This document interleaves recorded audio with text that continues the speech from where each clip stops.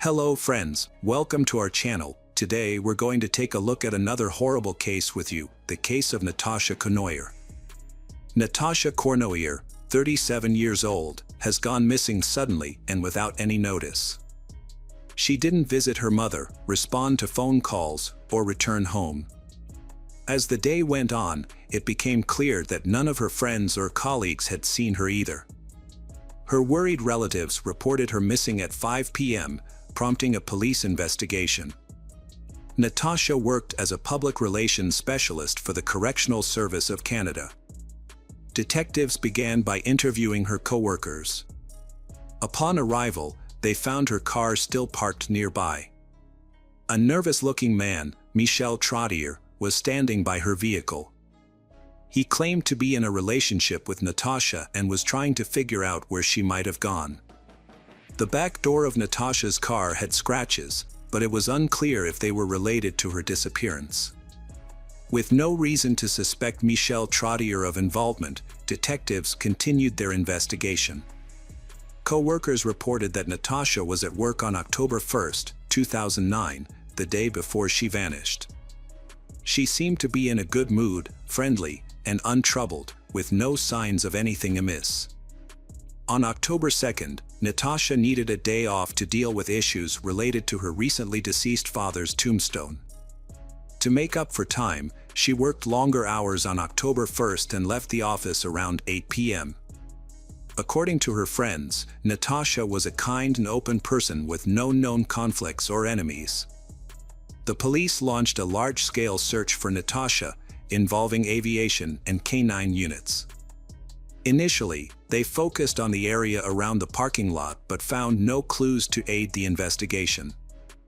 Natasha's friends and relatives distributed flyers with her photo, hoping someone might have information about her disappearance. The first few hours after a person goes missing are crucial in finding witnesses or evidence. However, in Natasha's case, valuable time was lost because the police weren't notified until the evening of October 2nd, 21 hours after she left work. The search for Natasha took place from October 3rd to 5th, but unfortunately, no leads were found. Her family offered a $10,000 reward for any information that could help locate her. Natasha's boyfriend, Michel Trottier, suspected she had been kidnapped and made a televised plea for her safe release. Meanwhile, the police were investigating their personal lives. They had been together for 4 years, but their relationship had been rocky, with multiple breakups and reconciliations. The police explored all possible scenarios surrounding Natasha's disappearance. They reviewed CCTV footage from her workplace, both inside and outside the building.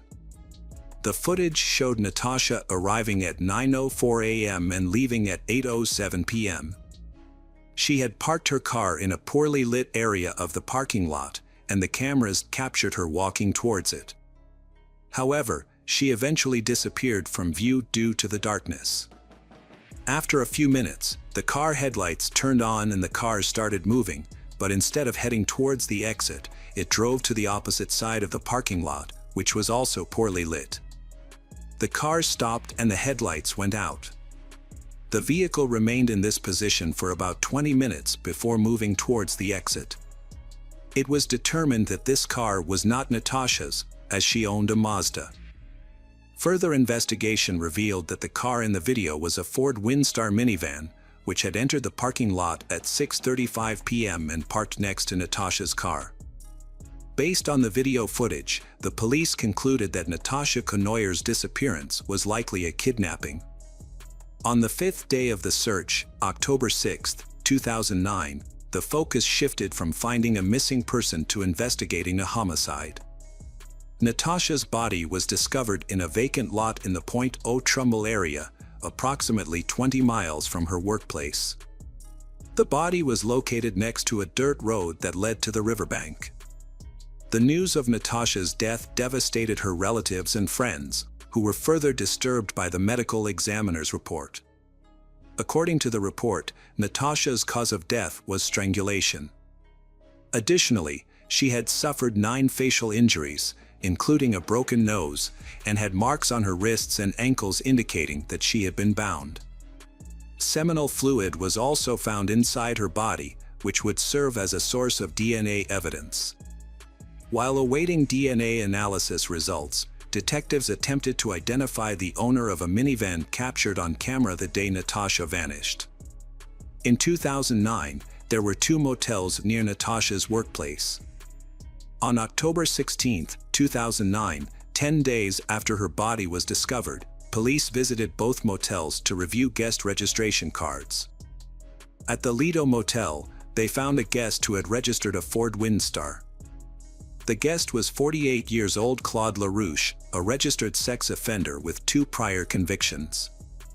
In 1993, Claude was sentenced to 1 year in prison and 2 years of probation for coercing a 19-year-old acquaintance into sex. In 2005, he received a 40-month prison sentence for attempting to kidnap a 7-year-old girl. She managed to escape and run to a neighbor's house. Claude's 40-month sentence for the attempted kidnapping of a child raises questions about the severity of his punishment. In November 2008, Claude was released and started working as a carpenter.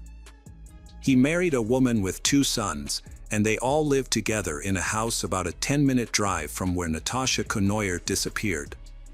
Detectives found out Claude checked into a motel the night Natasha went missing. Forensic experts examined the motel room and discovered dark red stains on the carpet, which they sent for analysis. The same day, detectives visited Claude at his home. Since he had a prior prison record, the police already had his DNA on file. However, they needed time to compare it to the DNA found on Natasha's body. Claude claimed he didn't know Natasha but admitted to frequently visiting the Lido Motel because it was cheap. He told the detectives he was unhappy with his intimate life with his wife and often rented a motel room to meet women offering paid sex services. When asked about his whereabouts on October 1st, the day Natasha disappeared, Claude said he couldn't remember anything, including staying at the Lido Motel. He attributed his memory loss to excessive substance use, but his memory partially returned soon after. On November 5, 2009, a month after the body was discovered, detectives returned to Claude Larouche's house. This time, however, it was not for a conversation. DNA analysis revealed that the seminal fluid found in Natasha Cournoyer's body matched Larouche's. Additionally, Natasha's DNA was detected in the motel room Claude rented and inside his car. Montreal police say there's no link between the crime and Cournoyer's job at Correctional Service of Canada, and the victim didn't know the suspect. Following Claude's arrest, Montreal Police Inspector Daniel Rousseau stated that citizens could now feel safer in public. The news of the arrest shocked Claude's neighbors, who described him as a friendly and polite individual. The next day, on November 6, 2009, Claude Larouche became a suspect in Natasha Cournoyer's case. Initially, he denied any wrongdoing, but faced with substantial evidence, he confessed to taking Natasha's life. However, he claimed her death was accidental and not intentional. During his 2011 trial, 2 differing accounts of the events emerged, one from Claude and his defense team, and the other from the prosecution. According to Claude's testimony, he was waiting in a parking lot for a drug dealer on the evening in question. While sitting in his car, Natasha appeared beside him. He then attacked her, forced her into his vehicle, and shut the door. Afterwards, Claude conversed with Natasha, and she allegedly agreed to accompany him to a motel. Claude Larouche experienced memory lapses, which left him unable to recall why he stood in the parking lot for 20 minutes or what he did during that time. However, he conveniently remembered specific moments that worked in his favor. According to Larouche, Natasha offered to satisfy his demands in exchange for her freedom while they were in the motel room. He agreed, but after she fulfilled his requests, they got into an argument. Claude lost control, attacked Natasha, and ultimately strangled her. He then cleaned the room, moved her body to his car, drove home, and went to bed. The next morning, after the substances he had taken wore off, he realized the gravity of his actions. Claude chose to get rid of Natasha's body. As he drove to the location where the body was later found, he cut her documents and bank cards into pieces and threw them out the car window.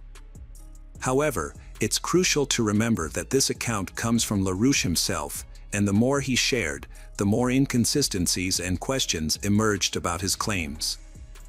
According to Claude's testimony, the day after disposing of Natasha's body, he returned to the scene and covered her with a blanket, fearing she would freeze. He revisited the body again the next day to retrieve the blanket, worried that it would hinder her discovery. Larouche's statements suggest that his actions were influenced by a clouded consciousness, leading to illogical decisions.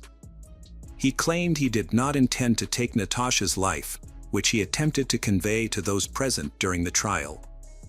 The prosecution's case relied on physical evidence and a witness testimony. The witness stated that while walking his dog near the parking lot on the day Natasha disappeared, he saw Claude attempt to attack a jogger around 7 p.m. However, Claude retreated when he noticed the witness and his dog. Natasha Cournoyer was attacked an hour later. The prosecutor was convinced that Claude had bound and abducted Natasha, taking her to a motel where she ultimately lost her life. In June 2011, Claude Larouche was found guilty and received a life sentence with the possibility of parole after 25 years. During the trial, it was revealed that just 2 weeks after Natasha's murder, Claude attempted to strangle another woman, Dominique Martel. However, she managed to fend him off by biting his finger. As a result, Claude was deemed a dangerous offender under Canadian law, rendering his prison sentence indefinite and significantly reducing his chances of early parole. Natasha had a peaceful and fulfilling life, with aspirations and objectives, all of which were brutally taken away by a man with a history of serious crimes. Despite his past, Claude was allowed to roam free, living among the community without adequate supervision. The fact that he had previously attempted to kidnap a 7-year-old girl raises questions about how he was able to reintegrate into society without proper monitoring. Natasha's loved ones continue to grapple with these unanswered questions, haunted by the thought that if the system had functioned correctly and Claude had been held accountable, Natasha might still be alive today.